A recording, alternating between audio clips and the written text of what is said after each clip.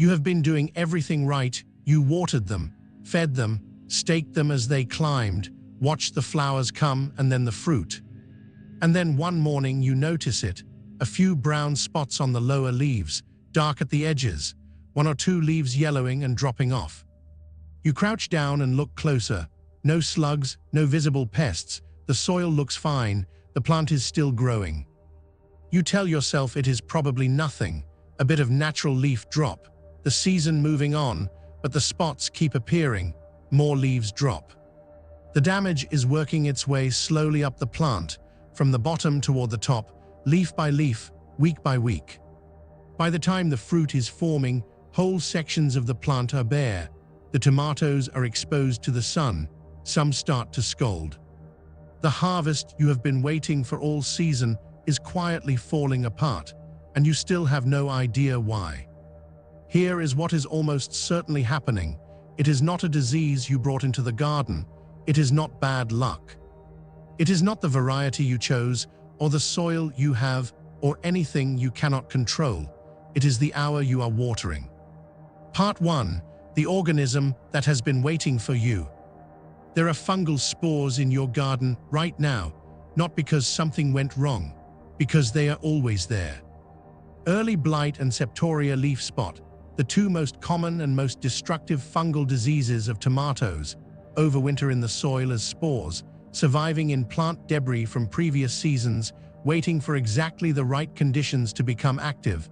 Those conditions are simple: warmth and moisture on the leaf surface. That is all they need. The spores do not travel far on their own. They sit in the soil at the base of your plants. When water hits the ground, rain, a watering can, a hosepipe, it splashes. Tiny droplets carry spores from the soil up onto the lowest leaves. The spores land, and then they wait. If the leaf dries quickly, nothing happens. The spore cannot germinate on a dry surface. It sits there dormant and eventually dies or washes away. But if the leaf stays wet, if moisture lingers on that surface for long enough, the spore germinates.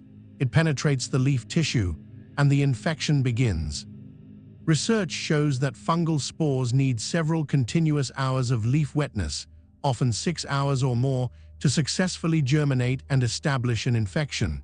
Below that threshold, they fail. Above it, they succeed. Those hours are the number that determines whether your garden stays healthy or begins to fall apart. Part 2. What happens after dark? Think about when you water. For most gardeners, it is the evening, after work, after dinner, when the day has cooled down and there is finally time to get outside. It makes sense. The sun is low, evaporation is minimal, the water goes where it is supposed to go. The garden looks peaceful and well cared for as the light fades. And then the night begins, the temperature drops, the air becomes still. There is no sun to dry the leaves, no warmth to lift the moisture from the surface.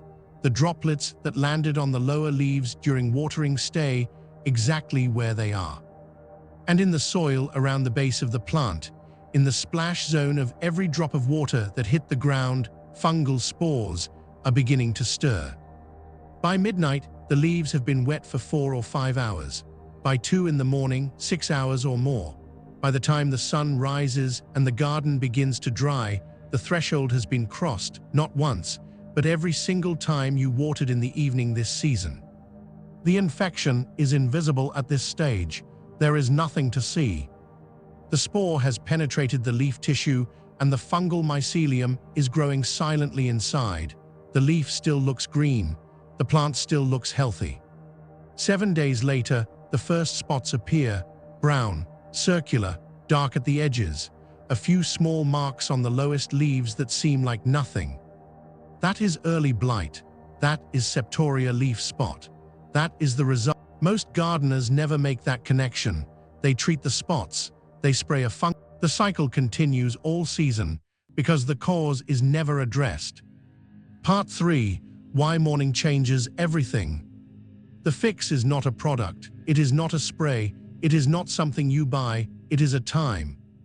Water in the morning, early, before the sun is high, and the entire chain of events we have just described never begins.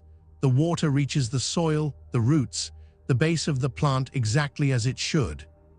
Any droplets that land on the lower leaves meet immediately rising temperatures and increasing light. Within an hour or two, the leaf surface is dry. The spores that were splashed up from the soil land on a leaf that dries before they can germinate. The threshold is never reached.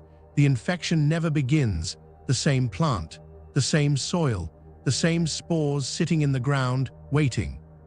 Just a different hour, and the opportunity never comes. There is something else that changes. Tomatoes are day-active plants. Their stomata, the tiny pores on the leaf surface through which they breathe and move water, open with the light and close as darkness falls. A plant watered in the morning has a full supply available at exactly the moment its systems are opening up and beginning to work. The water moves through the plant all day, carrying nutrients, driving growth, reaching the fruit. A plant watered in the evening receives water just as everything is shutting down. The roots absorb what they can. The rest sits in the soil overnight, some of it evaporating from the surface before morning, wasted, before the plant ever had the chance to use it. Morning watering is not just safer, it is more effective. The same amount of water doing more work, causing less damage. 1 hour earlier, everything changes. Part 4. What to do if the damage has already started. If you are reading this and the spots are already there, the infection has already begun. You cannot undo what has already happened, but you can stop it from spreading. Remove every affected leaf immediately. Not tomorrow. Today, fungal lesions are actively producing new spores, and every day you leave an infected leaf on the plant is another day those spores are being released into the air and splashing onto the leaves above. Do not compost them, bag them and dispose of them. The spores survive composting.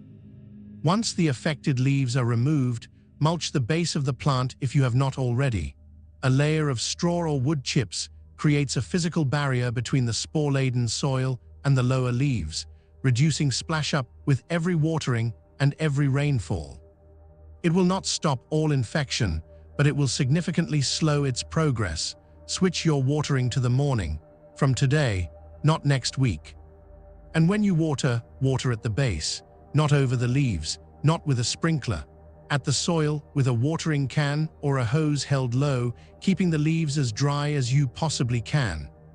The plant that already has spots will not recover those leaves, but the new growth coming in above them, the leaves that form over the next weeks, those can stay clean. The harvest that is still forming on the vine can still come through. You have been caring for these plants all season. You have done almost everything right. One small thing, an hour, nothing more, has been quietly undoing it. Now you know what it is. There is one final thing worth saying before the next video. Everything we have covered in this series, slugs, lawn health, blossom end rot, yellow leaves, evening watering, all of it comes back to the same idea. The damage you can see is almost never the real problem. It is a signal.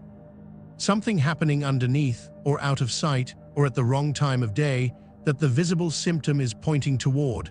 The gardeners who understand that stop fighting symptoms. They start reading them.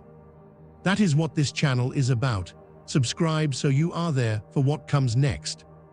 And leave a comment below. Have you been watering in the evening? When did you first notice the spots? What you tell me shapes exactly what comes next.